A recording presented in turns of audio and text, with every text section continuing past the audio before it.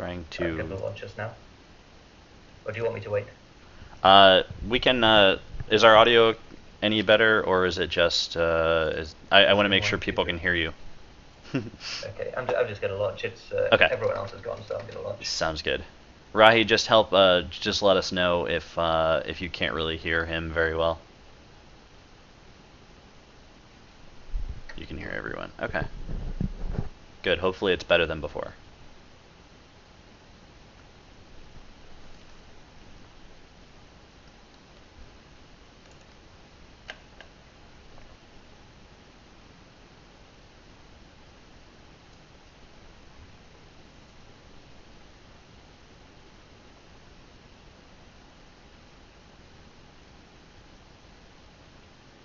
All right, a warm welcome to Game 3 of Group D of the 7th Offworld Trading Company Community Newcomers Tournament.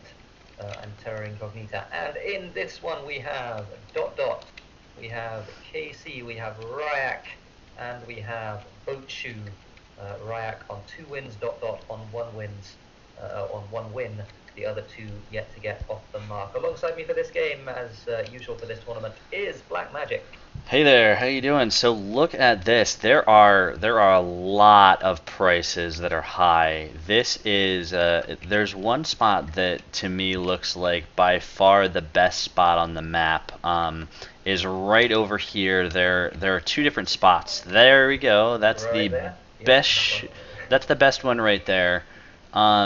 I think I would have preferred to go expansive there, however, because, well, the nice thing about scientific is you can take advantage, you're the only person that can take advantage of this high water price, and you can drop something like reactors, but I would have preferred an expansive in Boatshoe's spot just to crush a bunch of that water and get an early lead, and steel is so cheap that you could be on you could drop and be on HQ2 immediately. Yep, absolutely, and that's exactly what ... has done. Pretty much, he's got himself those steel mills down, bunch of iron mines as well. Took a long time for Ryak to decide where to found. This is an interesting spot in the far east here. He's just got the medium iron to play with, but he does have 3 geotherms around.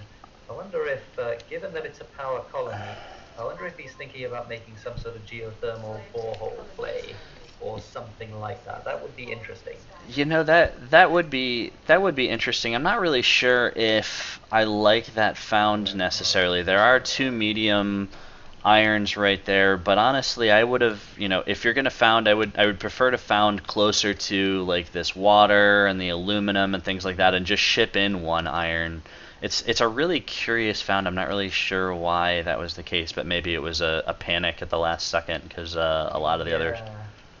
I That don't being know about those 2 iron mines as well, because iron's not particularly valuable right now, and he's really going to struggle to get to the upgrade with aluminum so expensive. He is getting aluminum in eventually, but it's going to take him a little while, and everyone else is HQ2 already. So here's what I think I would have rather seen. And instead of going an expansive right there for Ryak, I really would have liked to see. I keep stressing this nomad, but if you're the last one to found, right near that scientific colony, you've got a high silicon, you've got a medium silicon, you've got your water right there, and then you just drop your second one somewhere on aluminum to take care of that. And you could be cruising. I mean, look at this power price, 178 Good grief. already. It was a power colony, and you've got the first people to found was a scientist who's always going to be running 3 steel mills. So I mean, you have all of these steel consuming. You have a robot with a bunch of steel. You've got the expansives that'll have steel. That's something where if you went nomadic, you're at HQ3 faster than anybody else. You drop a bunch of solar panels, spread them out so you can't be EMP'd, and you're off to the races, and it's not even close. So. Yep, so 2 wind turbines coming down from ... in the north, and they are going to be very, very nice indeed. Does need to protect them as soon as he possibly can. And They are going to can be protect targets for the them. black market. They should be targeted right now. I would like to see a goon on that very quickly.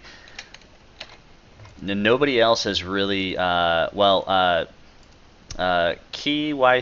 I guess it is, is putting up a geothermal, which I could actually, in this case, in $216 power, I could definitely see an argument for. You got to be careful because there are mutinies and dynamite and things like that.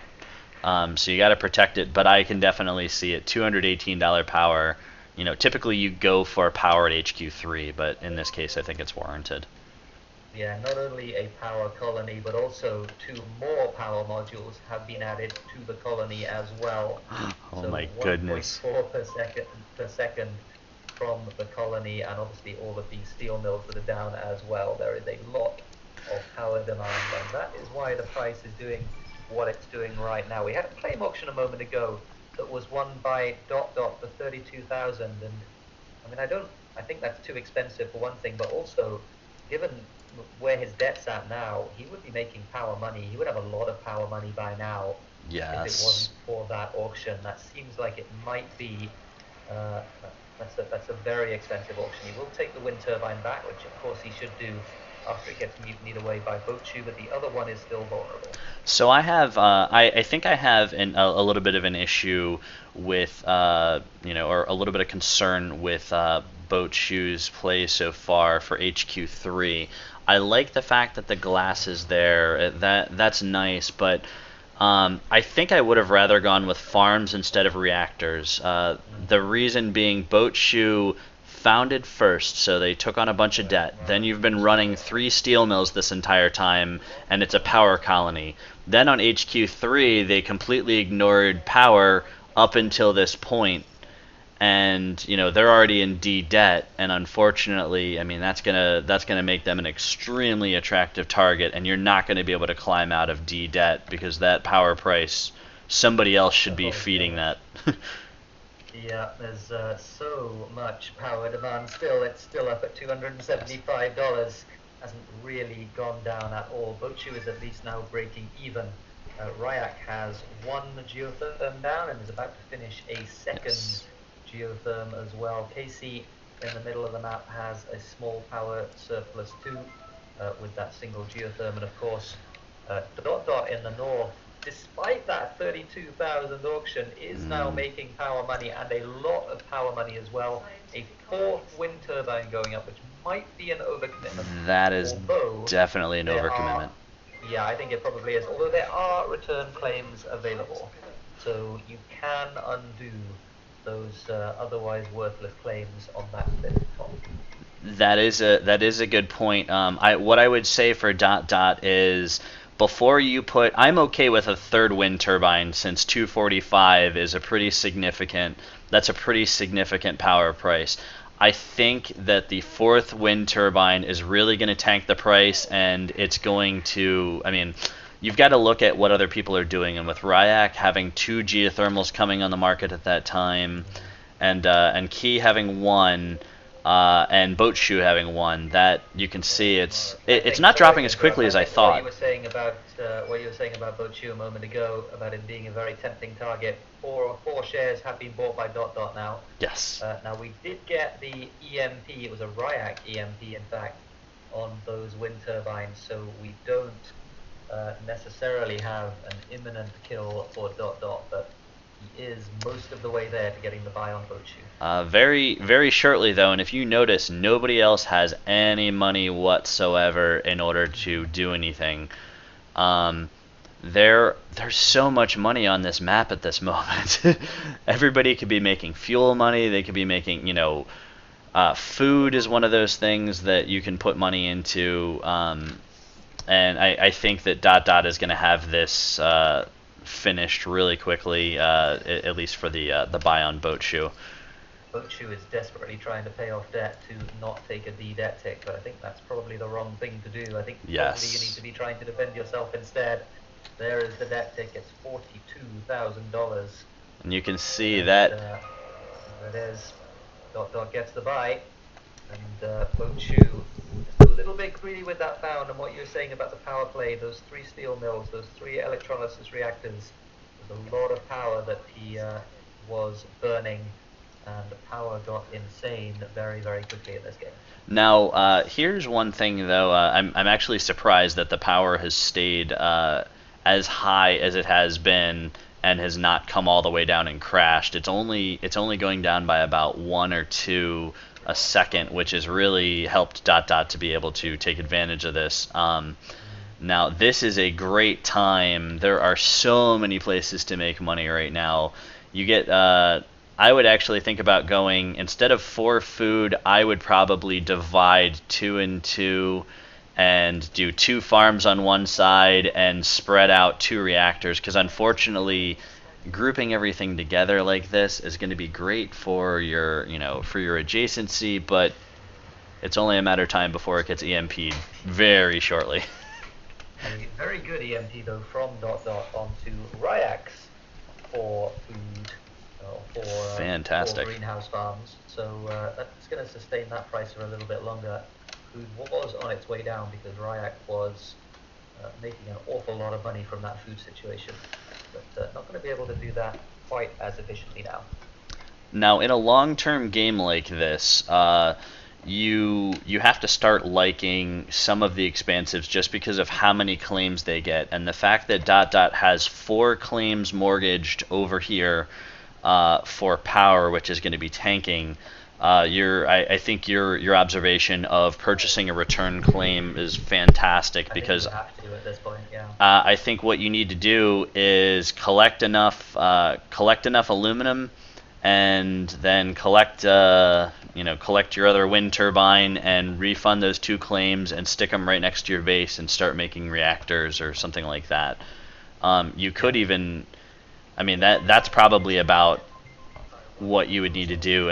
320 aluminum you still need for HQ5, so that's going to be around for a while, but that would be a great usage of the of a private claim. Now, here's one thing that I don't necessarily like. Now, they built those 4 farms and was making fantastic money, but then they just rotated into a carbon claim and a patent lab.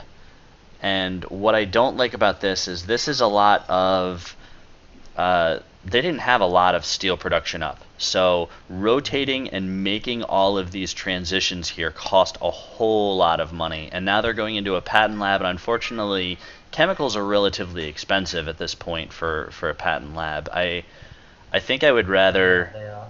I think I would rather. Oh, go ahead. I was going to say, I think the carbon claim, which I don't particularly like, but I think the reasoning behind it was that there's a carbon shortage with the hacker array that just got from that auction. So I think if that's going to go through, I'm not absolutely sure. He might have cancelled it. If he cancelled it, that's terrible, because it was a great carbon short. Nobody else is in carbon at all, and it would have done a lot of work. But in any case, the patent lab. The other thing about the patent lab, of course, there are $2,000 holograms on the black market. Oh yes. A hologram. Yes. Could look like a greenhouse farm and actually be a patent lab, but now it's going to get blown up over and over, I imagine. So interestingly enough, is the first to HQ5 out of all that, with Ryak not too far behind. Now, this is something where I see that slant drilling is the very first patent that they're going for. I think that this would have been, especially founding in a quarry, I think that the first patent that I would be going for is thinking machines. Not only is oxygen up at 550, which means a 34K launch at this point, but you're founding in a canyon, and you're going to have to cluster a whole bunch of your buildings around there unless you get teleportation. So I think I would rather have that, especially because these 2 expansives are going to have really cheap off-worlds. They're going to have cheaper off-worlds than you, and you've got to watch out, because those launches are fantastic. So I think even just as a defensive maneuver, you need to go for thinking machines first, and then something like slant drilling. Yeah, absolutely. Worth noting as well that did return one of those claims on the wind turbine. I think I would probably return a second as well, with power down at $4 for 2 wind turbines. Excuse me, probably enough to sustain, at least for the time being. You can maybe rotate one of your other tiles into something else, or into a pair of something else. Now, rather than a useless wind turbine. I feel like one of the things that you can do instead is just go for teleportation and then use that as a triangle of something else, and then you can rotate it around to something that would be one thing to do as opposed to purchasing a black market item. Instead, I'd like to see this. If you're going to have a patent lab up, I'd like to see it protected with the next black market purchase, please, Yeah, because absolutely. it is. I think Ryak is going to start. Oh, and you were absolutely right for that geothermal borehole. Was the play. Now at this point, with all of this power online, I think it's absolutely the wrong move in this Yeah, case. I think it's much too late. if I were Ryak, number one is thinking machines. Number two, I would consider doing something like virtual reality. Could be really profitable because those pleasure domes, 194 with only 13 for power, that could make you a bunch of money. And I'd actually like to also see somebody mutiny KC's pleasure dome right there, making 210 a second. Instead, Ryak's patent lab gets blown up. Oh, sorry, Dot's patent lab gets blown up, and Ryak was the saboteur. In fact, it's not a patent lab, is it? That was the hacker array. So it was actually a hacker array, looked like a patent lab, but Dot is in still quite a significant lead in this game. Does have that subsidiary of boat shoes that has been ticking along for him the Yes. whole time, and Dot having a lot of, how much money has he made from that so far? A $160,000. lot. And will continue because you've got things like, life support has been fantastic. And so Yeah. that's one of those things. And you look at chems right now. Chems are coming up. They're going to be making 130, 231 a second just having that pair of chem labs over there. Yeah.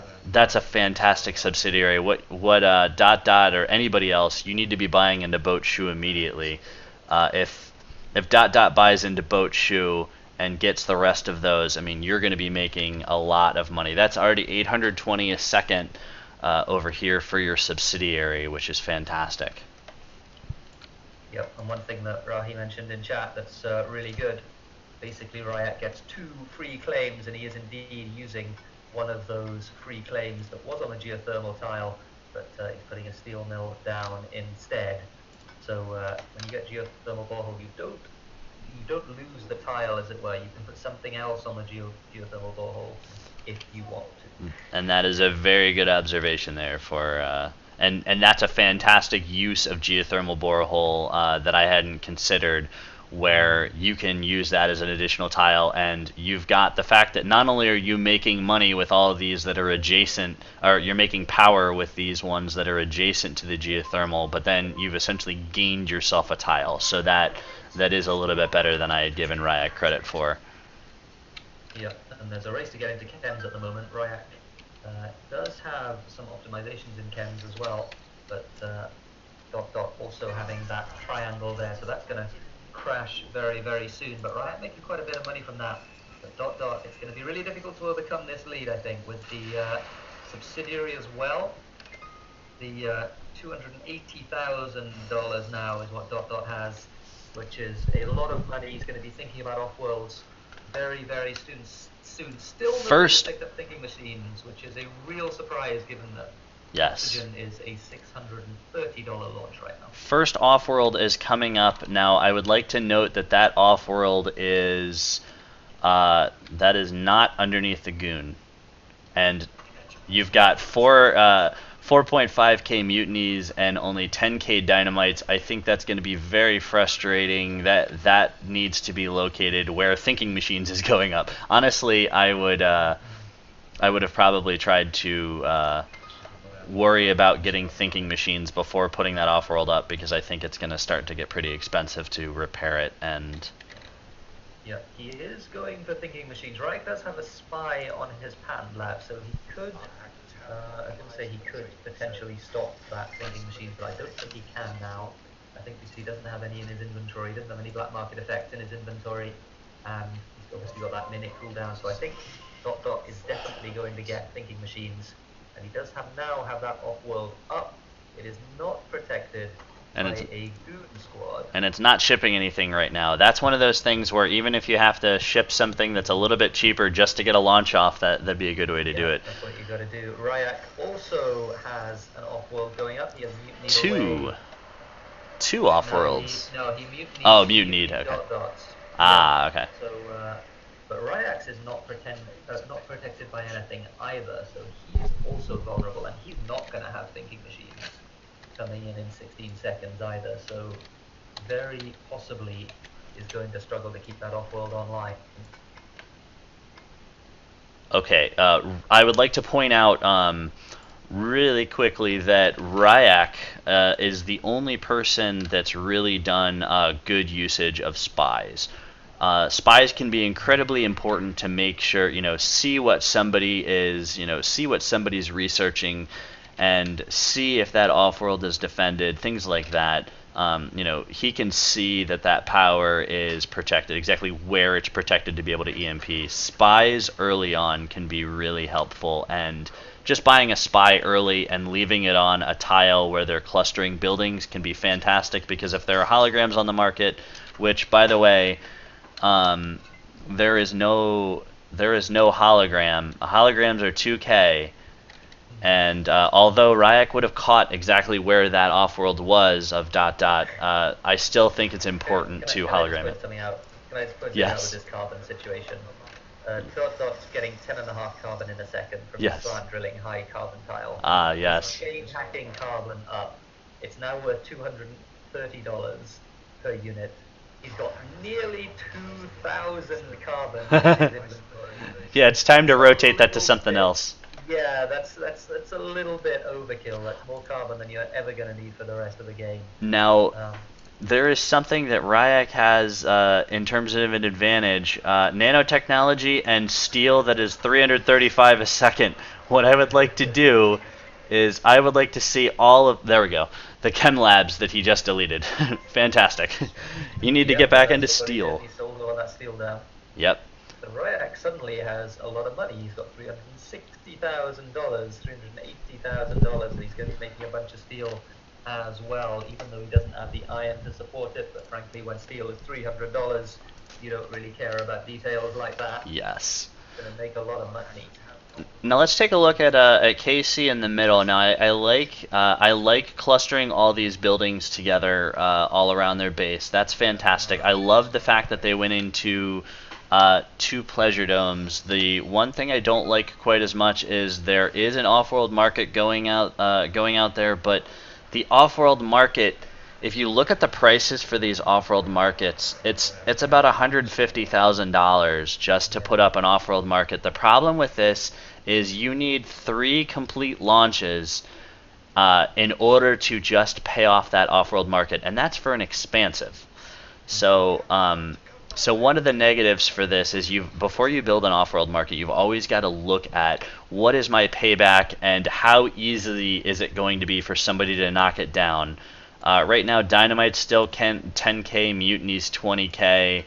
I really got to question some of these things. Like I think that ... has a good argument for at least one off-world market. I think 2 might have been overkill based on the price that ... had to pay for it. Absolutely, and he's chasing profits at the moment, and he's also losing a bunch of his carbon money because Ryak has realized exactly what's up. And, yes. He's scrapped all of those chem refineries. He's got carbon, which I think he's also optimized. He's getting 3.5 carbon a second. He's going to be getting 4 carbon a second very shortly. And that carbon price is going to tank very soon, even as ... now has 3,000 carbon in his inventory. Also worth noting is ... has almost 3,700 water. 30,700 water from this slant-drilled triple water right here. This could definitely be rotated into... Electronics would be fantastic. Electronics are 126 a second. Never picked up teleportation, and that would have been a great thing for him to do. You mentioned it earlier with those triple wind turbines, but also with those triple water, they could be something that was very productive right now, like electronics. Absolutely. So that's 449 that ... has in terms of cash. Ryak, I like what Ryak is doing by just sitting there on the cache and trying not to do anything to Oh cause my god, this attention. carbon's driving me insane. $20. What is Dot Dot doing? Come on, you Yeah. gotta sell this You carbon. gotta sell it. You Ryak's gotta making sell so it much out. money. Ryak is eating his Oh, lunch. Ryak is starting to oh eat his no. lunch. So if I'm in this position, I think this is something where Ryak can just stay quiet and try to amass a bunch of money. That being said, you got to be really careful here in terms of what you do. KC doesn't have enough money to take out Dot Dot, and Dot Dot should just be finishing the buy on KC at this point, and then you've got 3 shares of Ryak. Yeah. Can you see though? I mean, 2 off-worlds up. One of them is, in fact, they're both next to warehouses, so they're both like super off-worlds. Yes. They're gonna make a lot of money, and the fact that he doesn't have much money now, he's got those 2 off-worlds, he's got those 2 pleasure domes for a long time as well. He's also got shares in both Dot Dot and Ryak. Interesting. Which he shouldn't have. He should have one or the other, I would think. I think, I think you just need to. I mean, if you're KC, maybe try to finish Ryak before Dot Dot can. Because Ryak's way cheaper. And Ryak is worth a bunch of money with all of these good claims, geothermal borehole, which you could switch some things back into to make some more. I'd actually almost like to see Ryak switch the steel mill back to a geothermal plant. Yeah, maybe, or just optimize power. I think optimizing power would just, because you've got so many individual buildings that are making power. Neither of the, oh no, one of the off-worlds is, oh no, both of the off-worlds are not consuming power at all, although the other one is mutinied away at the moment. Yes. To Dot Dot, so it is consuming power, but for Dot Dot. But Ryak, when it goes back to him, he's not going to be paying any power costs at all on those off-worlds. He's going to be getting power instead. He's got the superconductor, he's got the geotherm. Just a couple of optimizations in power would give him a big power surplus. And now power is climbing back up to nearly $200. And let's see, so Ryak has a bunch of optimizations. Just taking a look at people's optimizations, Dot Dot doesn't have any. KC doesn't have any, and Ryak has a bunch. Unfortunately, a lot of these optimizations are in things like carbon. So I think Dot Dot is about to buy KC. He's got a lot of cash. He finally sold down about 1,500 of that carbon, and it enabled him to get the buy on KC, and now he has a $90 stock price. Ryak's going to buy as much as he can, and we're going to have a really interesting race towards the end of this game. I think my money is probably on Dot Dot, just because of that stock price lead. But and the 2 subsidiaries that are making him a bunch of money, but Ryak's also making a ton of money from all of these optimizations that he has as well, and 2 off-worlds, although he's just lost one to another mutiny. Fantastic, fantastic use of a mutiny right there. I think at this point, I don't think it's close enough that I would really worry too much. I would probably sell out of that share if I were Dot Dot, just to take the 100K and be that much closer to finishing the game, rather than have Ryak. I mean, it doesn't really matter. If you want to be safe, you just keep that share. But I mean, look at these subsidiary prices: 1.2K a second and almost 2K a second. I mean, the game is largely over in this case. Yeah, KC with those 2 super off-worlds, the one of them that has 20% launch speed increase, the other one has 10%, so that's going to be making a ton of money, and is making a ton of money for Dot Dot towards the end of this game, and Dot Dot only now has about another 200,000 or so before he gets the buy on Ryak. Ryak needs another 700,000-ish. And towards the end of this game. That's not going to happen. And I can no longer control my enthusiasm for 5,000 water! Oh my goodness. 5,000 water, 3,000 carbon! Oh my goodness. He's going to be making power money again very soon as well with this dust storm, but it's all pretty academic at this point. Yes. The game, unfortunately, is over. The off-world launches are still, well, I mean, I was going to say, as Dot Dot wins the game, gets the red button finally, I was going to say that Oxygen is the wrong launch, and it is the wrong launch, only just though. because $850 Oh is yeah. the price for 100 oxygen off-world. It's a huge, huge amount of money, and that's why each of the players in this game, with the exception of Bochu, who got bought out early, had 2 off-world markets at the end of it. So we didn't get a chance to talk too much about Bochu. We talked about Bochu a little bit early, but the fact that Bochu didn't get into HQ3 power to stave off all of those debt ticks, I think really hurt. So instead of these glass, I think what I would have liked to see is instead of these 2 glass, you got to get into power to control your debt a little bit and maintain your advantage. And then going into farms as opposed to reactors right here, I think would have helped out a lot just because you're not consuming so much power from those reactors. Those reactors consume zero point 0.3, per second, so you're just making your debt problem worse from founding so early. Dot Dot obviously did a very good job in terms of identifying someone that was extremely vulnerable to those debt ticks and buying in early. And if you look at the subsidiary income, let's let's see what that subsidiary. Wow, the dividend revenue. Look at that.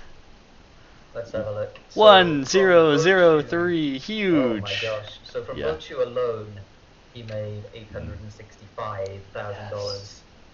and then 138,000 from KC as well in a much shorter amount of time. It was a lot of money Yes. from subsidiaries, and yeah, I think that, I mean, the early buy on Bochu, and it does so often pay so much in terms of dividends if you can get an early sub, especially if they're a scientist sub, and especially if you've got them very cheap and they've been going into life support and farms and even glass instead of power, because that is a recipe in the middle part of the game for making a ton of money as a scientist, and you just take advantage of that if you buy them. Absolutely. Now, taking a look at KC, they did a good job in terms of keeping all of their claims close. I think that there was a period of time in which they were out of steel, and steel ended up spiking. And so, with rotating around with buildings, I think that probably hurt them a little bit. Also, ended up hurting them was the fact that they were in D debt, and that was an issue with power early on and some of the life support costs. Ryak did a Absolutely. Ryak I think did a very good job considering the found. I wasn't necessarily as crazy about the found, but they did a good job, making it work and keeping all of these tiles around here. The problem with Ryak again was they had a relatively cheap stock price, and got into some debt issues and just could not keep up with a subsidiary. So it's about having the Yeah. money and having the money early. So. I think maybe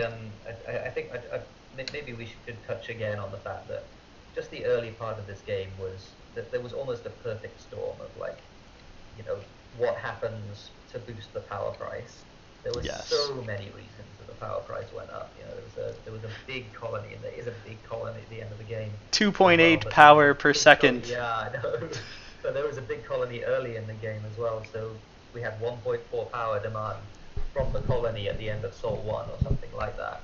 It was really strong, and identifying that was what Dot Dot did, and that was 100% what won in the game. Yes. To be honest, they should have been shut down as well, because he had those wind turbines for a long time without any goon protection at all on them, and they were completely ignored by everybody else. But in any case, just that amount of money that they got from the power Absolutely. was completely the reason that they won the game. And that colony got to 22. You don't always see a colony that Yeah. gets that big, but I mean, you did have some expansives, and you have I mean, that's a huge that's a huge colony. So it was also 2.64 food a second being consumed too. So yeah, fantastic. We have So anything else for this game? I don't think so. I put the lobby up for the next one. Okay.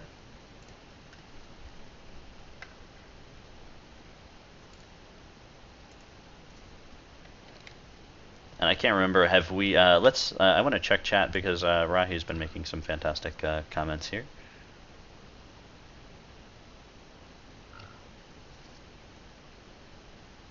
The funny thing is, if I was thinking about a carbon power robot, that's true. Um, I would have liked to see dot dot switch out some of those claims. Especially the carbon, obviously.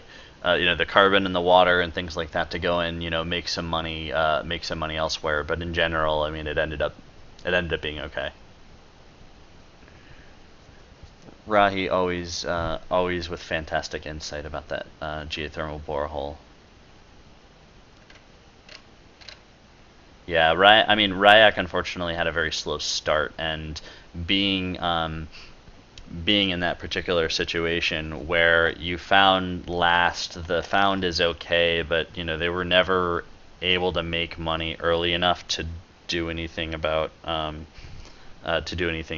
into boat shoe. And boat shoe is a scientific, you gotta hit, if you're gonna found early, you gotta do power at HQ3, or you're just gonna snowball and spiral into debt, especially with a power colony like that. So the one thing that I would tell people is make sure that you don't try not to found early when it's a power colony, and try not to found early when power starts high, because you're going to snowball into debt. In those particular instances, you can found early if it's not a power colony, or if power starts lower. A lot of times you can still get away with it if it's a power colony, and because you can rocket ahead and then be the first to get into HQ3 and then pay off a lot of your debt. But you've always got to watch out how, if the power starts double, and if there's a power colony, things like that. Those are the things that you want to pay attention to. So. All right. We get to go for game number 4. Good. Okay. So we got the official okay from Rahi? Yep, we have. All right. So let's go.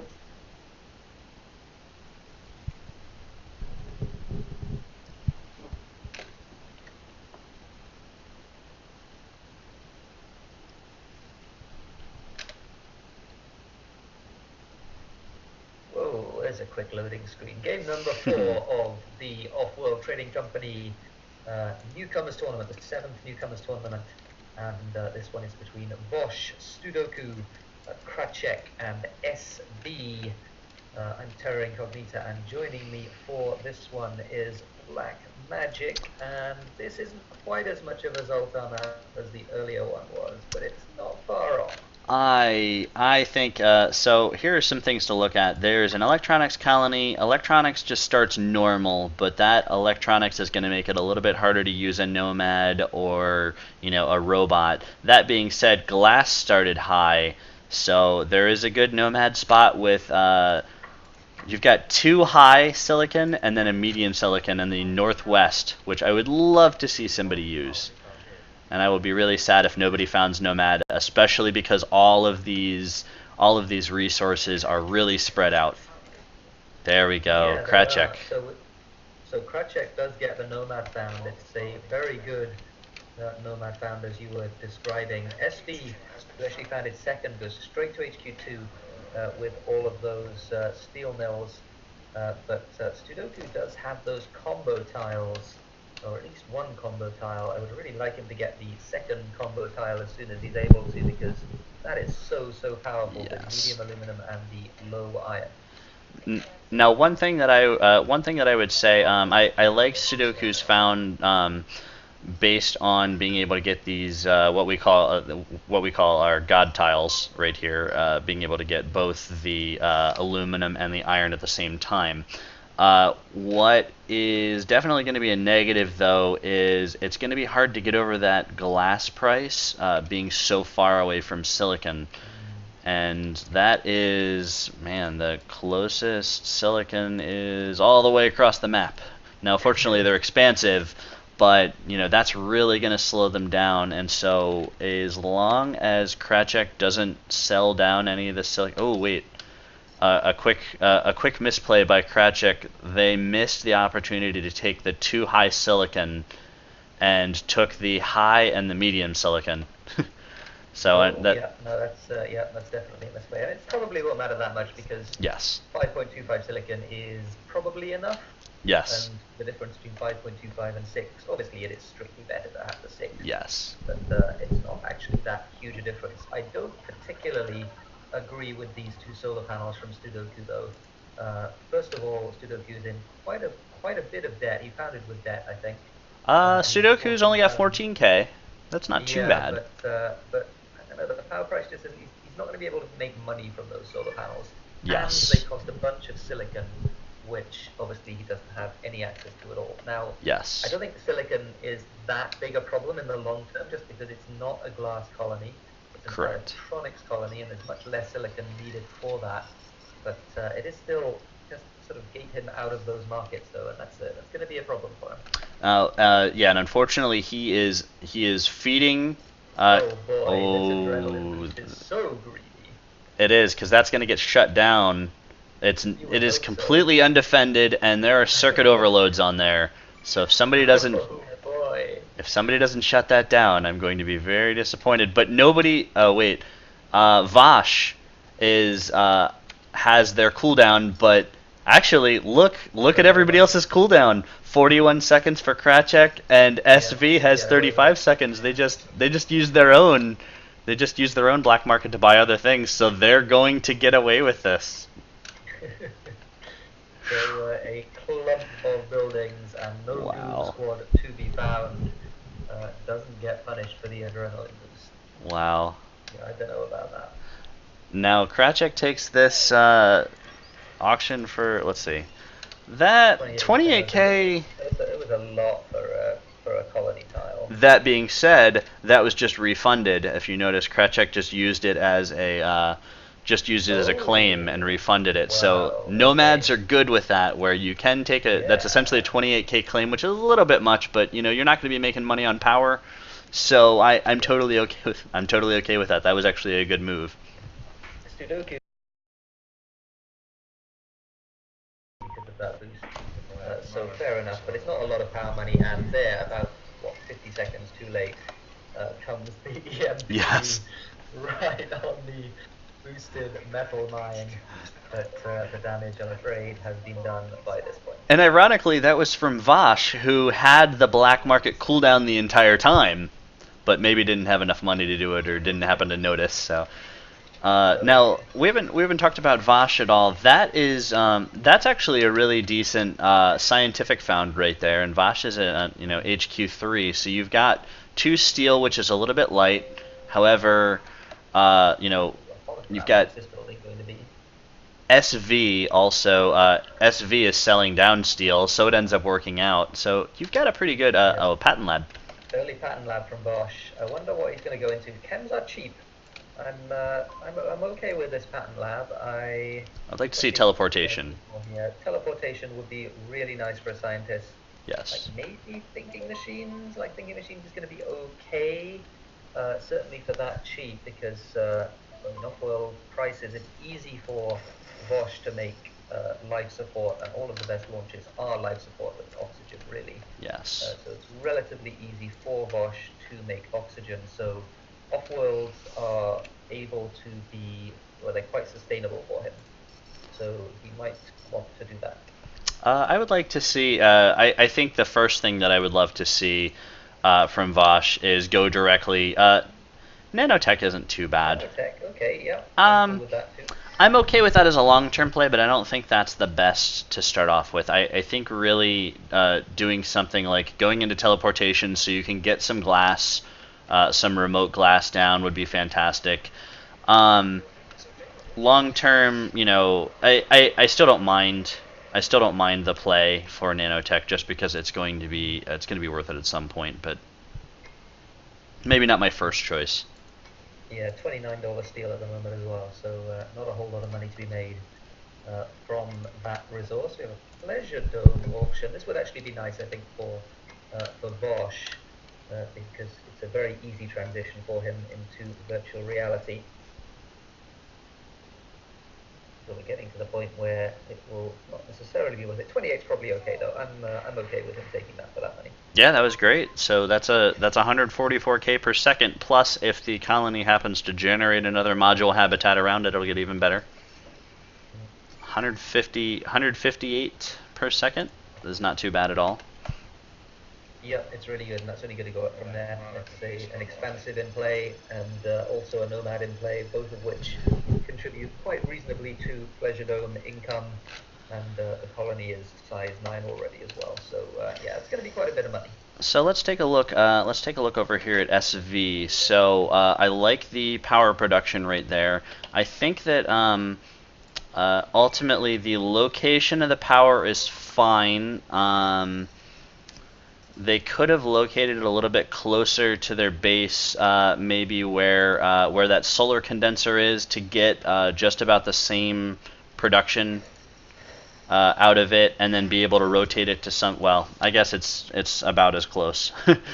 So that doesn't really matter. Unfortunately, I think the found for SV is a little bit awkward. Yeah, he's so Just because it's so cramped in, you've got to ship everything in. You can't get any triangles at all, and that's really a. There's actually one just. Oh, there's one there. Yeah, there's one to the east, but not being used right now. So he'll use that eventually, but yeah, I see what you mean. I think it would have been better to found up on top of a hill and just ship some iron in, and then be able to create some triangles around. I think that would be a little bit better. So Bosch has gone into nanotech and teleportation. He's going to virtual reality next. He's going to get it, but meaningfully, Kratchek has instead gone for thinking machines. So he's seen those off-world prices, and he is very content with the thought of going thinking machines and getting that protection for his off-world as well. Honestly, as for his other buildings as well. Especially, it's useful for his other stuff too. you know, I like thinking machines for Kratchek. One of the negatives, though, is you notice that the silicon is up to $79, and that's kind of a concern because that means an Offworld is 123K for him. So that's gonna take a bunch of. He does have that silicon income, but yeah, it is a lot of money. By the way, Sudoku, another one of those greedy boosts, was punished this time.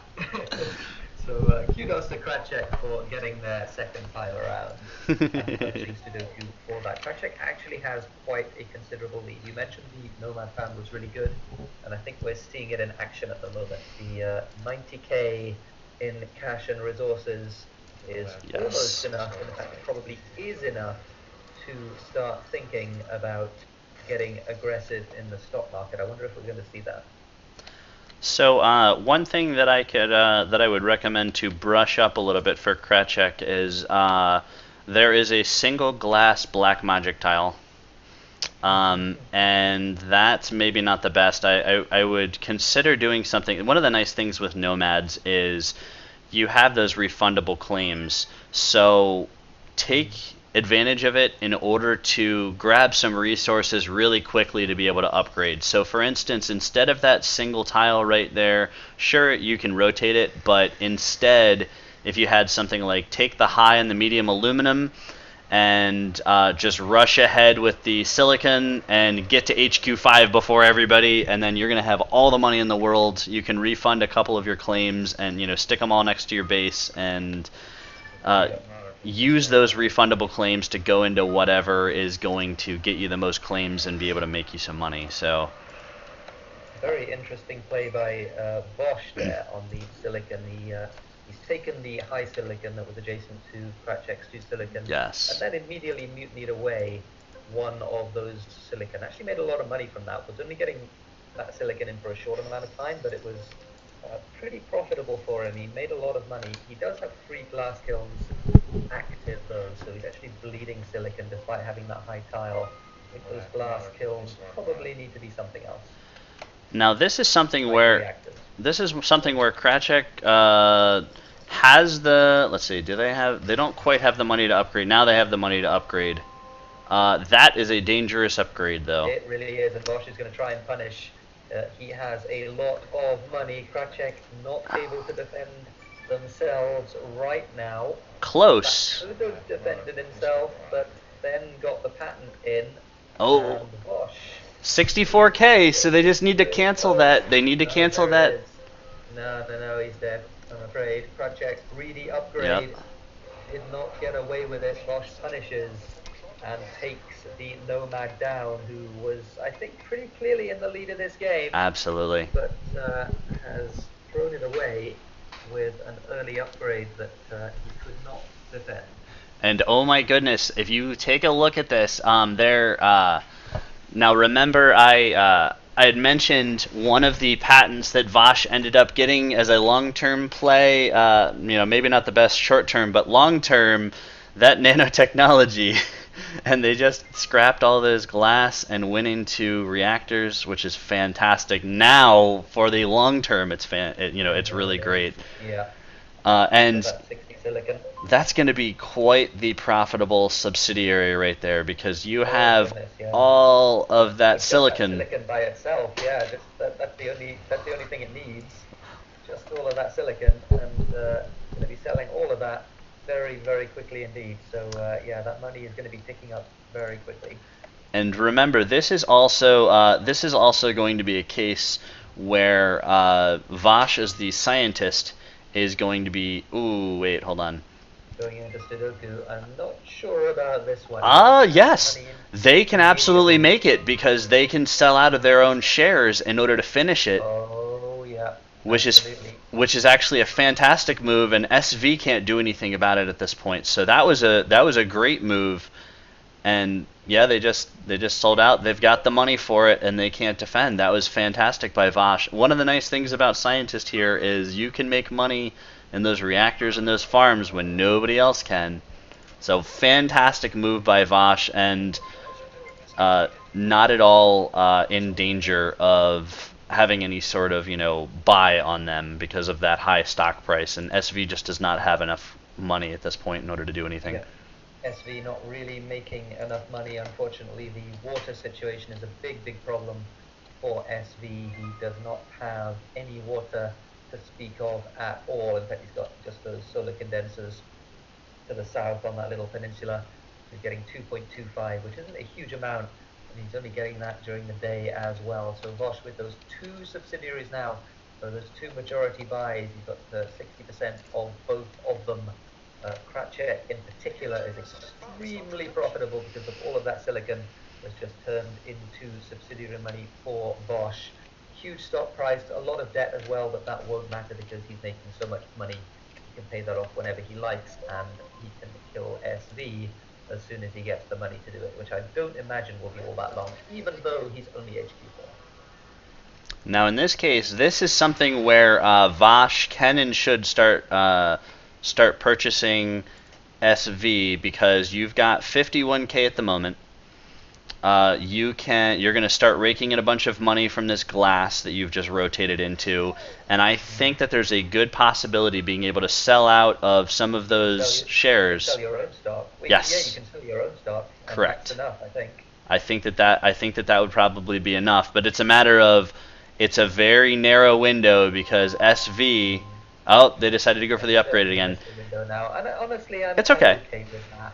Yep. Like, there really is very, very little chance of SV hauling himself back into this game. Yes. Especially if he goes for unprotected boosts like that one that he just did. That was a Sudoku level boost that he went for and got punished accordingly for it by Vosh. So Vosh just making so much more money. Got those two subsidiaries has a hugely higher stock price, and despite all of that debt, I mean, the debt is really immaterial at this point because, as I said before, he's making so much money, he can pay it off whenever he likes. He doesn't particularly need to pay it off because all he needs to do is to make enough money to kill SV, which won't take him too long. And I would like to point out that Vosh has already made, remember that auction for that Pleasure Dome. It went for 28K, give or take. It has already made Vosh $131,000. So fantastic Pleasure Dome, and the subsidiary is the only one that's building another Pleasure Dome. So never ignore Pleasure Domes. They can be fantastic, and that subsidiary is paying off so incredibly well. You have a subsidiary that has slant drilling. Which other ones? Carbon scrubbing, slant drilling, and thinking machines. So you have a pretty bulletproof subsidiary there that you have, and a $60 stock price to boot. Yep. Fantastic purchasing into Kratchek. In terms of purchasing into Sudoku, I don't think that it's really necessary to go into It's Sudoku. extremely unnecessary. Yeah, you know, it doesn't matter that much. I mean, Yes. SV doesn't really have any long-term advantages at all, and Bosch, whenever he likes, can end this game. Dragging it out is kind of it's unnecessary, and of course, there is a Tiebreaker.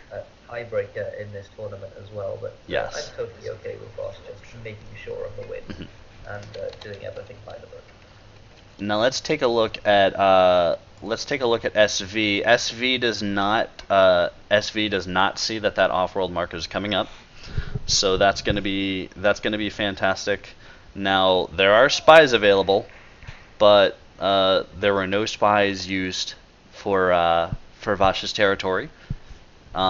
The teleportation that Vash had is paying incredible dividends at this particular point. Yeah, it is. It's so nice to have as a scientist. You can have remote claims that do whatever you want them to do.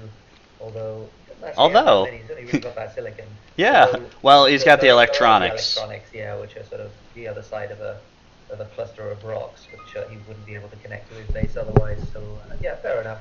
Gives him a little bit extra black market immunity. Can only obviously the whoever's targeting him can only target one of those things at a time. And this off-world market, 38K launches are going to be fantastic. One of the things that we did not check is did anyone do? It doesn't look like anybody did any sort of optimizing. Nope, I think just Bosch with the optimization center that he has Oh, at the yep. moment. A little bit of power and a little bit of electronics. I would like to see oxygen, honestly, at 247, and that is the launch. That's one of those things that you really want to. I'm okay with the electronics optimization, but I really think that Vash is actually spilling oxygen at this particular point and launching it as well. Yeah. Yeah, I think in the long term the food is probably going to be the launch, so I might optimize food instead. Even though it's not quite as valuable on the off-world market, it's going to be so much cheaper on-world very soon that it's going to be more profitable, I think, than the oxygen. I think I'd still probably do the oxygen, not only because they are not producing enough oxygen. By the way, need to get out of those glass immediately, which they just did. Fantastic. Back into reactors. Yeah, no, I'd launch oxygen until it's more expensive. Yes. As it were, or now, it's not as profitable. Now I think Vash. that point is approaching very quickly. Yes. Now Vash does have 100%. If they choose to, they can just do any number of things. He's going to get the red button now, and he's going to hit the red button. There we go. And he's going to take game number 4. So Bosch in 7.5 sols or thereabouts, Sol 8, 1100 hours, wins that one. That is Bosch's second win of this tournament so far. So that might put him or put them into the final game, which I might not actually. There's 5 people now that are on 2. And ooh, so it'd be a tiebreaker. Actually will. So it's going to be the tiebreaker, and I think actually they will be in, and Ryak, which is a little bit of a surprise, I think, is not going to be in unless he has won or is going to win his final Group A game, which is on Zoltar's stream right now. So let's see what's happening in that game. Ryak, in fact, is already out of it. He's been bought out and is a subsidiary for Swakol. So wow.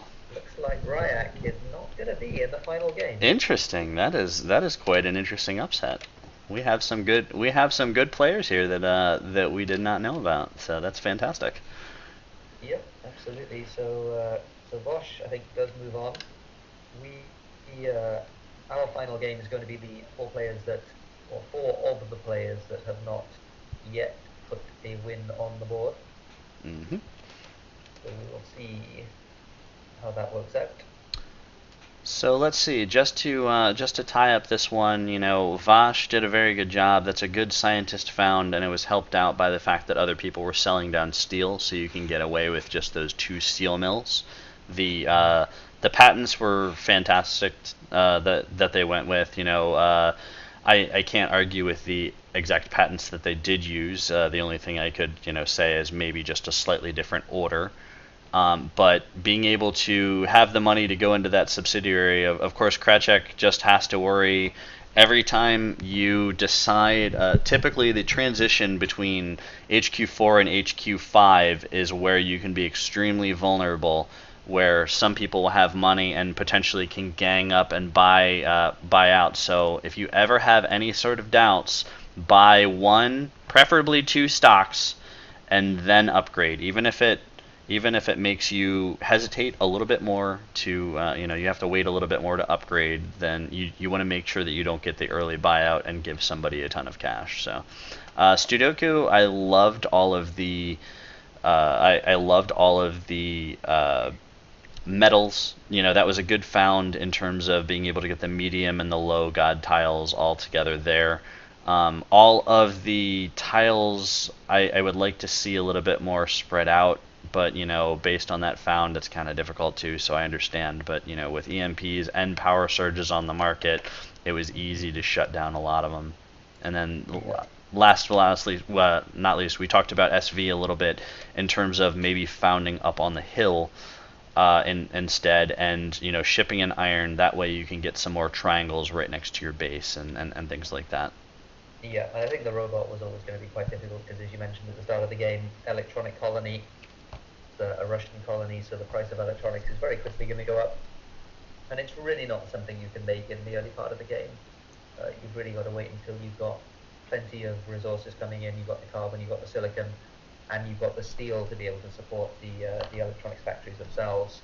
It costs a lot of resources, a lot of money to get into that particular market, and it takes a long time to pay off as well because they're so slow in producing. So it's a difficult thing to produce, and if you're a robot in the early game and it's an electronics colony, you're really up against it with regard to buying those electronics early on for those upgrades. And just a reminder for people that don't have all of the prices memorized, when you start off, you don't make very much electronics. You're making 0.25 for each electronics factory that you do, Yeah. versus other ones like glass and chemicals and things like that are producing 0.5. So it is every time you see an electronics factory, a lot of times the electronics price will continue to rise and rise and rise, but that still doesn't mean that it's going to be profitable to produce for a while. So it can slow down some of those upgrades for things like a robot and things like a nomad. So sometimes it's better to go with another HQ, just depending on the circumstances. So I think Yeah. that's about it for this one. Anything else to add? Yeah, no, I've put a lobby up for the final game. Excellent. And are we the first ones done? Are we the most efficient again? I don't know. We, I think we might have been. That was a relatively quick game. Yeah, everyone else. So the other three games: Sol 10, Sol 10, Sol 11. Mhm. So yeah, it was a slow one. So what have we got here? So just gonna double check. So Bosch, pretty sure. I think it's Sudoku who misses out.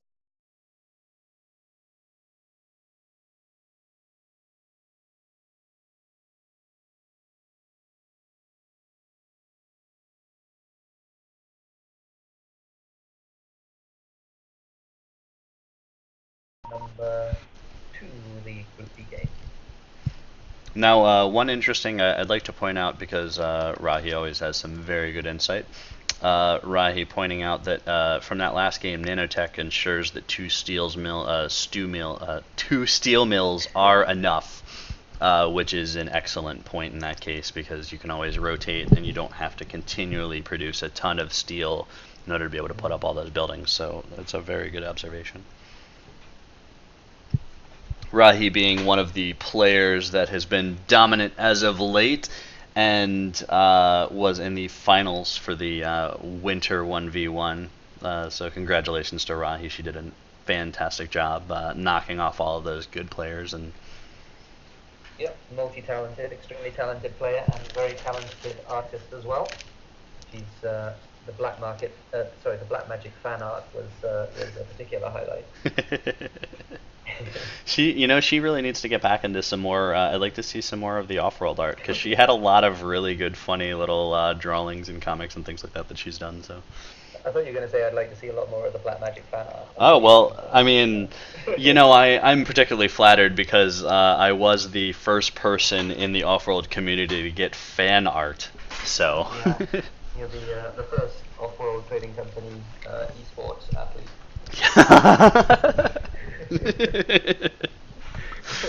Yeah, exactly. I'm the first one. Fan art makes you an athlete, I'm pretty sure. Yeah, I'm an esports athlete. So yeah, I was because of Rahi, I was the first one to get a fan art. Because of the one of the modding community, I was the first person to I was the first person to get a terminology named after them in the game, and then I was the first person to get a modification that was done in a tournament. In honor of my ridiculously awful play. So I don't know. Should I be flattered by all that? Should I be? Maybe I should be humiliated. Maybe I'm taking it wrong.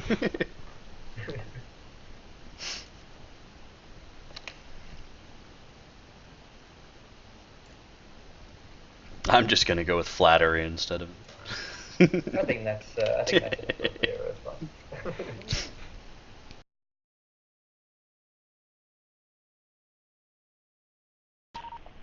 I'll let DT win all the games. I get the fan art and the mods and things like that. Yeah, I mean.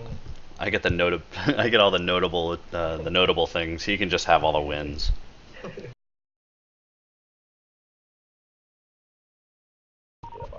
he just takes it anyway.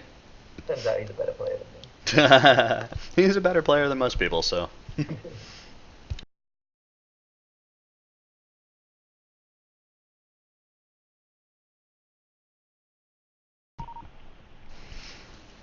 I do always get like a good laugh when I watch back replays of tournaments and things like that, and all of the. You're cutting in and out. I didn't catch that. Oh no! Did I start cutting in and out? Am I still cutting in and out? You're not now. You're fine. I think it's just the it didn't pick up because it was too low volume or whatever. Oh, I'm always I always get a good laugh from watching back tournaments and things like that, and seeing how many high-level players use black magic tiles as part of their repertoire. And I can just visualize Blues like rolling his eyes and looking at it. There's a time and a place for black magic tiles. They can be useful sometimes. I certainly think so, but I don't think anybody else does. Let's see. Do we have? I think we do. Oh, I may have to swap things around a bit since Handgun had to leave. Handgun was checked at the door.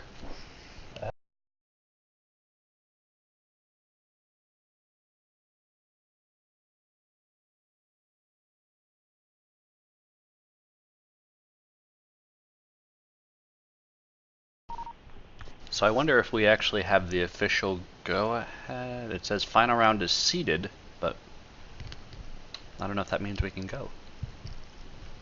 Oh, sorry, I missed that again. You cut out again. Oh, I wonder why I keep cutting out. I don't know. I think it's maybe if you go to Discord settings, it might be that your let's see. So what is it? Yeah, the input sensitivity is slightly too high or something, so it's not picking you up when you're talking all the time. Let's see if I can change that. Let's see.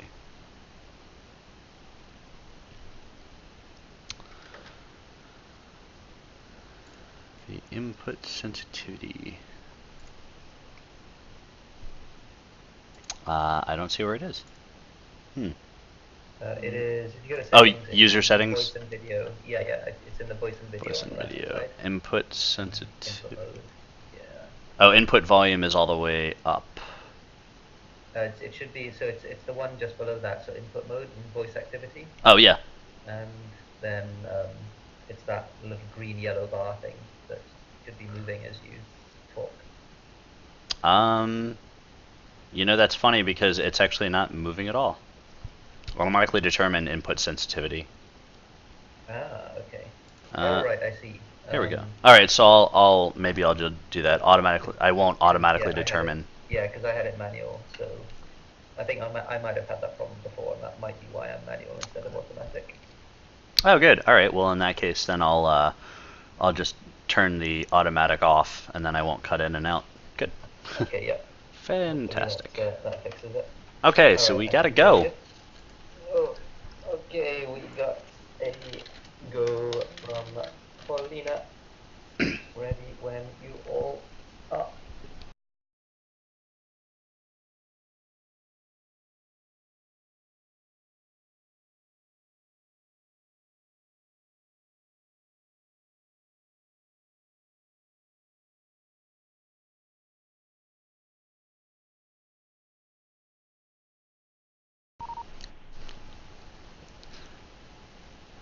That still always freaks me out when you see, like, right as you're about to hit, go, that, it says this person has left the lobby. Yeah. So, game 5, the final game of Group D of the Newcomers tournament in February 2018, the 7th Newcomers tournament. This one will feature 4 of our players who are yet to get off the mark in this tournament so far. Matty Rasker, Bochu, Bilbo, and Racket as well. Joining me once again, one final time in this tournament is Black Magic, and this map is a lot kinder than the last one. It is a lot kinder. That being said, though, the water situation is really kind of tricky. You've got a couple of high waters, but you've got to be cognizant of the fact that underground nukes are available. Yes, core samples are around, but if you get nuked out, then you have an issue. I am a fan of the Nomad. I like it a lot on this map. Lots of plentiful silicon and lots of plentiful aluminum and lots of plentiful everything except for the water. As you mentioned, one thing that's also worth noting is that glass started high and it is a glass colony and a 6th glass module has just been added. So glass is going to be very, very important in this game. Silicon does start low, but oxygen does start high, so it's not necessarily hugely profitable to go straight into glass. Now, I would like to point out that the HQs that successfully avoided this glass colony, aka the Nomads and the Everyone except Bilbo. yeah, I think that you're going to have an advantage because you could take advantage of that glass market at HQ too. Um, Out of all of the founds, I think I like Matty Rasker's the best. The only negative being water is a little bit awkward. If you look at Ratchet's found, that's actually a surprisingly good found. If you Yeah, look at there's a that, water right there. you've got a high aluminum right there, and then you have three low. You have three low waters, which I think is going to work out extremely well. Because if you get nuked out as a nomad, you just shift things around. The other thing is you can core sample around there, and they're directly next to your base. So, upon further review, I think I actually prefer Ratchet's found versus Matty Rasker. Yeah, I was going to mention the Nomad. Sorry, not the Nomad. The core samples, because I think they are quite significant, especially with water being so bad in this game. There will be places you can put core samples down and maybe even get a medium or a high water instead of the lows that Bracket is working with at the moment. So that could be good for him in the long term. Bilbo, as we've said, struggling a little bit to get to the upgrade.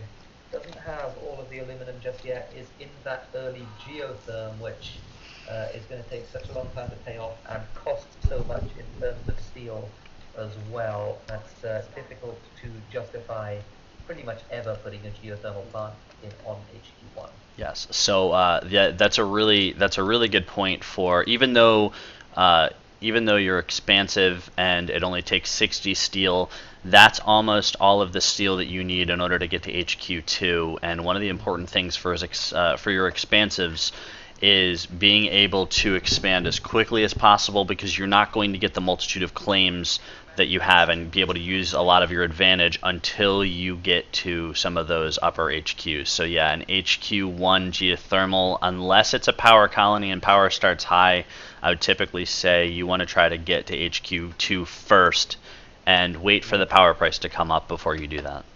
I think even then, I think with a geotherm, I think HQ2 is the payoff for that. Yeah, I think you're right. In the case that power is exploding as it was a couple of games ago, but that's certainly not the case this game. Even so, and an early geotherm is pretty much always a mistake in that circumstance. Yes. But Matty Raska now up to HQ3. He does have a little bit of a lead. He's got those two aluminum claims just to the south of his base in the middle of the map.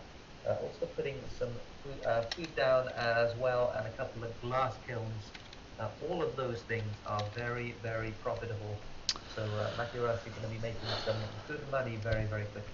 You know, that being said, I don't think that I'm quite a fan of the way that they were distributed and putting all of your really, really excellent buildings all together where they could be slowdown striked or EMP'd.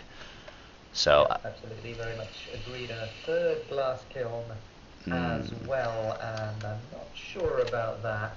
I think 2 is probably enough, and I think that especially given that there has been a colony leak just now as well, the oxygen price going high enough that a third glass kiln might make things really difficult in terms of the oxygen price that you pay for that. You know, if you look at what the prices are, I would have rather seen a third farm in that case, because you're making $79 a tile in that case, and you could stick them there with the adjacency. The other thing that I would like to note is Matty just refunded one of the claims, and you know, has refunded one of the claims and switched it around. It looks like they went into that third silicon. I think I would have rather, instead of refunding the claim, what I would have liked to do is just keep it there and put a pair of farms or something like that on the other side of the base. Something else that's going to make money that maybe won't be shut down, you know, with that same group for the EMP. Just rotate it instead of using those really valuable return the claims. Very, very much agreed. I think so. There are 2 things on the map right now that are making a lot of money. That is the food and the glass.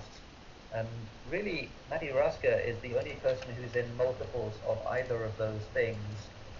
Bilbo Baggins has a single glass kiln, a black magic tile, if you will. Racket has a single farm. Bochu has a single farm that's next to a geotherm, so it is getting adjacencies from that because he's a robot, but even so, it's not really enough. And Matty Raska is just making a killing with all of this production that he's got. Nobody else is making glass. There's so much glass demand, there's so much food demand, and Matty Raska is the only person making either of those 2 things. He is making a lot of money. If you notice, Matty Rasker is going into to Racket, and I don't necessarily agree with that for multiple reasons. The first reason is it's going to take forever to make that money. In order, you know, I know they're a little bit cheap, but they're also on HQ2, and if you look at the distribution of claims, there aren't a lot of. What you want to do is you want to focus on having a lot of claims right next to your base. And I just don't see that right now from Ratchet, so I don't think it's going to be a very productive subsidiary until they upgrade a bunch more. Absolutely agreed. I think it's a huge mistake, and I think, obviously it's going to take a long time for them to get the buy, so they're almost certainly not going to, get it immediately. But also, there are just so many better things you can do with that money. Yes. And actually, Matty Raska is going into a patent lab, going into teleportation very, very early as well. And it's just, that's a totally fine investment. That's an investment for the late game. But in terms of getting the purchase on Racket, there's just no value in that at the moment. What I would like to see again, Matty is an HQ5. What I would like to see is go out and buy a core sample, and core sample multiple tiles next to that high water. is what I would do rather than going for these too low. You gotta look at the core samples, and you have a very high probability of getting another high water. You could potentially get a high water triangle, and it wouldn't be it would even be closer for shipping than these two lows that they took. Now it does deny somebody else those two lows right next to your base, but I still think it would be worth it just to buy a core sample and go that route. The other thing you can do is just get slant drilling, and that makes the high water. Yes. That gives you adjacent high waters, as long as you can protect it. There are nukes on the map, so you do have to goon it. But it's a pretty that's a very easy way to make a lot of water very quickly indeed.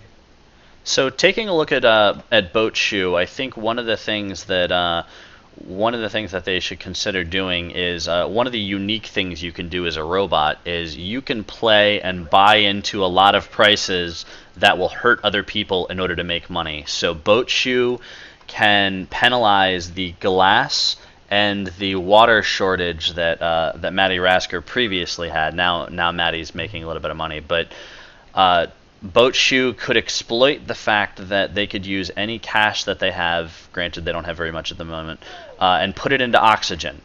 The nice thing about that is oxygen price keeps going up. It's a glass colony. A couple of people have glass, and they're consuming a certain amount of oxygen. So that's where you can kind of invest your money. And if you look at the price of oxygen, it's going up about 1 or 2 per second. So if you're struggling for money, take some of your money as a robot and put it into something that somebody else doesn't have, and it's kind of like investing your money. Yeah, absolutely. Matty Rasker about to kill Racket. I'm pretty sure as soon as he gets the money for this final tip of share, there it is. There's the red button. So the first casualty is Racket. Did get to the buy eventually, but it took a while, and it's only really possible because Racket had stalled out and wasn't able to defend themselves. But does eventually get the buy on that one, and Matthew Rasker now with the inflated stock price, and eventually I think there's not going to be a whole lot of income coming from that subsidiary, to be completely honest. Yeah. There is a lot of water next to Racket, so maybe they get some income from that. But I think it's not very much in any case, and certainly in the longer term, it's not going to be a huge amount. Yeah, and I think that's going to be a real issue because all of the income, it actually opens up a lot of opportunities for Boat Shoe, considering. Oh, and is there a race here for? No, Boat Shoe is going for slant drilling, and Matty is going for. Not going for anything at the moment. Anything? That's going to be a big miss there. Not getting slant drilling. That's a high value slant drilling on this map, especially with those waters. Although not that high, given that he also has those 2 low waters. But arguably he shouldn't have those 2 low waters. And in any case, he could rotate those 2 waters out with the teleportation that he has. And there's the core sample, and he gets a high water, and he's going to claim that immediately and put a water pump there. So maybe he can now go into some other buildings for those 2 low water tiles. And the other nice thing about Boat Shoe is the fact that you have $5 power for all of your shipping, so you can support 3 high waters like that and throw it all the way across the map, and it's not going to hurt you nearly as much as everybody else with $148 fuel. Honestly, what I would like to see is Boat Shoe starts taking advantage of this extremely high oxygen price and just start dumping money into it, because right now it's not profitable at all. It's not very profitable at all to make oxygen. So just using that as an investment and punishing everybody else to multiply your money. Just a word on Bilbo at the moment. Lots of single tiles here, and this is exactly, all joking aside about black magic tiles, this is exactly what you should avoid as an Offworld trading company player.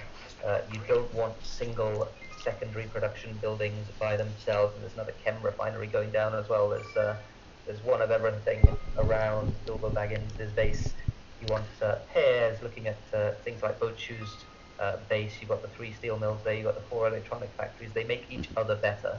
Yes. both tiles when they're next to each other. It's all about So, it's all about the adjacency yeah. in this case. And the other thing to point out for Bilbo is that you want to spread your tiles out a little bit more so that you're not as susceptible to a power surge or an EMP and things like that. So just branch off of your base a little bit. So Bilbo about to go down to Matti Raska, so 2 subsidiaries now, 2 majority buys for Matti Raska, and it is a one-on-one contest between him and Boatshoe. with almost a double stock price because of that. Double stock price, but Boatshoe has a lot of money. Boatshoe, so yeah. Quite over yet. I don't like Boatshoe, I notice both Matty Rasker and Boatshoe are both selling down water at this point, and I think that that's kind of a mistake. I just looking at the tiles. Boatshoe had a bunch of money and is now going into an off-world market, which will. How expensive was that off-world market?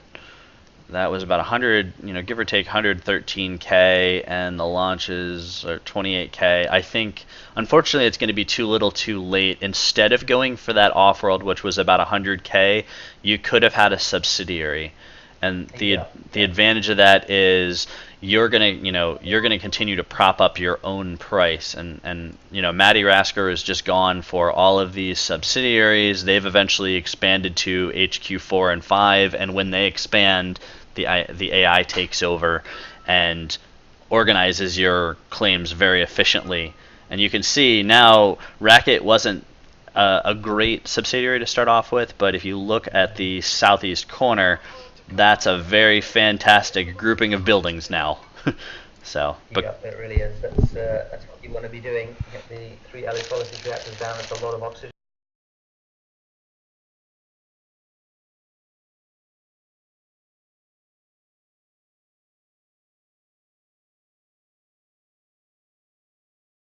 Boosted out by the geotherm as well. He might also be optimizing at some point in the future too. But it is a big mountain to overcome. Yes. That stock price lead that Matti Raska has, and that subsidiary income as well. And you can see just based on owning those subsidiaries, it is over double the price for Boatshoe to purchase out Matty Rasker.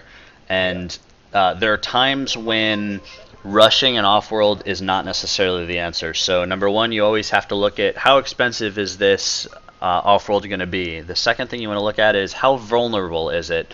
Having an off-world gives you a giant bullseye on your head where people start attacking you, and you want to look at the black market and go, how many ways can people shut this down or slow it down?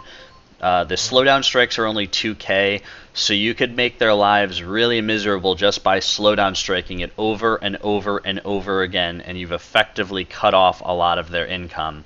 A lot of times it's good to go into an off-world, but you have to look at, can I get a subsidiary which is going to make me income? Nobody can take the subsidiary income away from you, so you could effectively have an off-world kind of income from a subsidiary without having to, having a big target on your back. So. Yep, absolutely. And even though Boatshoe has that off-world market, Matti Raska is now making more money and is buying into Boatshoe as well. He's also buying his own stock, which I don't think is particularly necessary, is it? But again, it's okay because he does have the longer-term advantage. No need for an off-world for him. He's going to just wait for.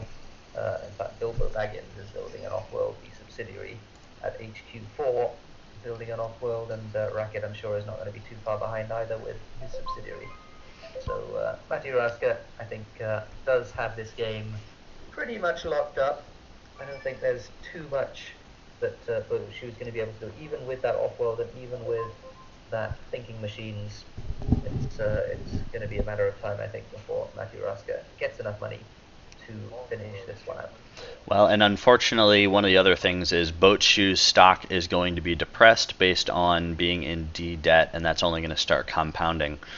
One observation here is perhaps the most important black market item is available this game, which was Bribe a Claim. And so, just taking a look at which players decided to take advantage of it, Matty Rasker. Yeah. Having those tiles, yeah, four of them. Having those extra tiles is huge. Effectively, you're taking a nomad and you give them 4 extra tiles, and they can compete with an expansive because they have roughly the same number of claims. So, you know, especially players like scavengers, which do scavengers still get the benefits of the quicker black market? Who even knows? I don't even know at this point. They still do, but just not as good as it. Only on the aggressive black market, so on the bribe claim they don't get that. Okay, yeah, so they no longer get that advantage anymore. But still, anytime it's always better to grab those cheaper claims rather than attacking somebody else, because you can shut someone's claims down for a while, but if they keep buying their own claims, you know, you can never shut down all of them. It's better to have your own claims rather than trying to shut someone else's down, because those are going to be good for the entire game for you.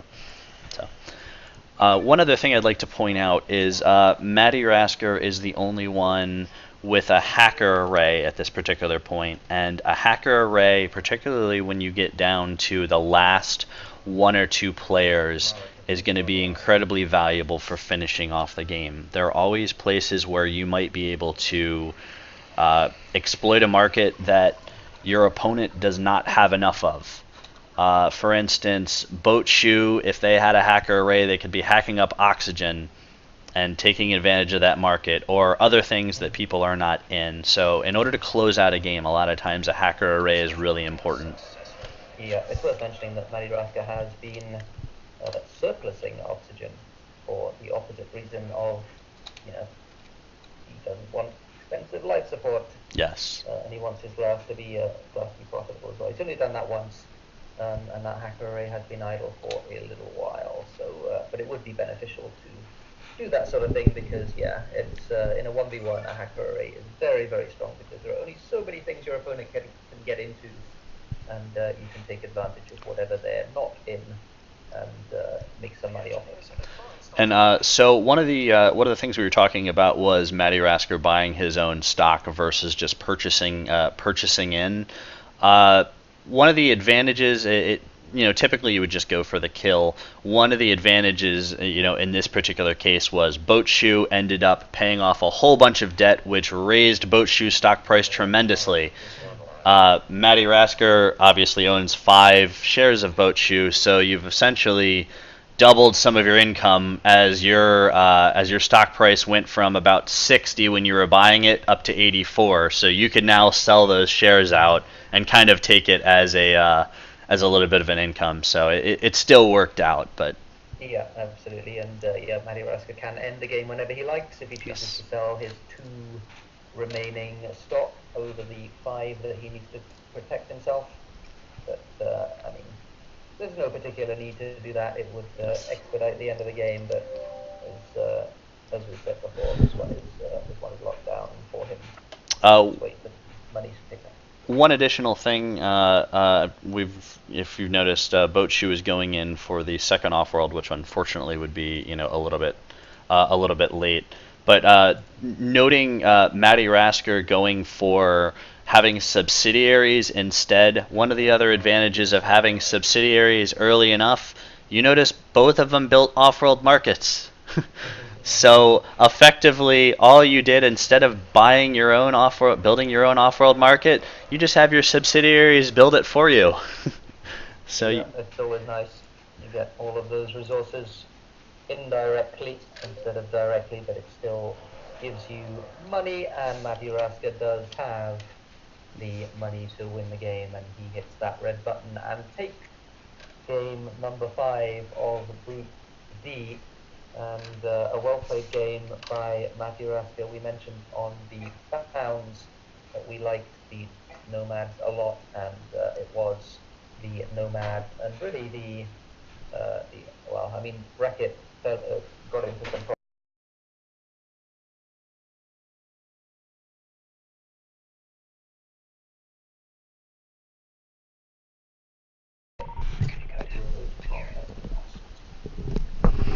Yeah, excellent played excellent played game, and congratulations to Matty Raska Yep.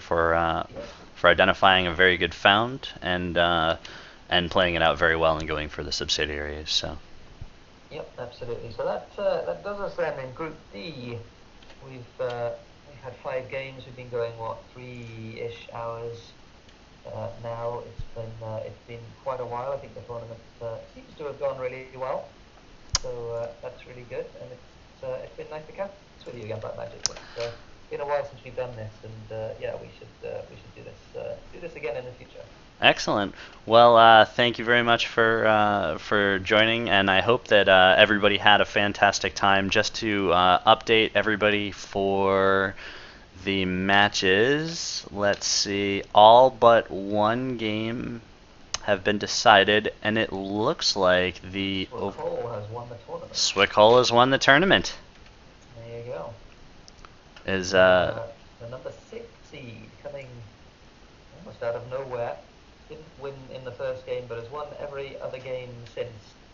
And we saw when did we see him? We saw him in the second game when he took that one very very quickly indeed. It was the quickest win of the tournament so far. Sold 6 at 3 o'clock, so very very early indeed, and a deserved win for Swakol. fantastic. All right. Well, I think that about does it for everybody. So thanks everybody for watching, and in the meantime, make sure to join the Offworld Trading Company Discord. That's definitely a good resource for everyone, and keep a lookout. There are a lot of people that will stream Offworld Trading Company. Myself will also have Philothanic does a whole bunch of analysis and things like that. You can find that on the Offworld Discord server. That there's a link to at the very very bottom. It scrolls at the bottom of the game on the loading or on the main screen, and we will be having some. Let's see. I don't know if we have any additional tournaments scheduled yet, but we will be having another tournament very soon. So check Discord and keep a look for that. And otherwise, I think that's it. Yep. Thanks once again to everyone watching, and yeah, we'll see you next time.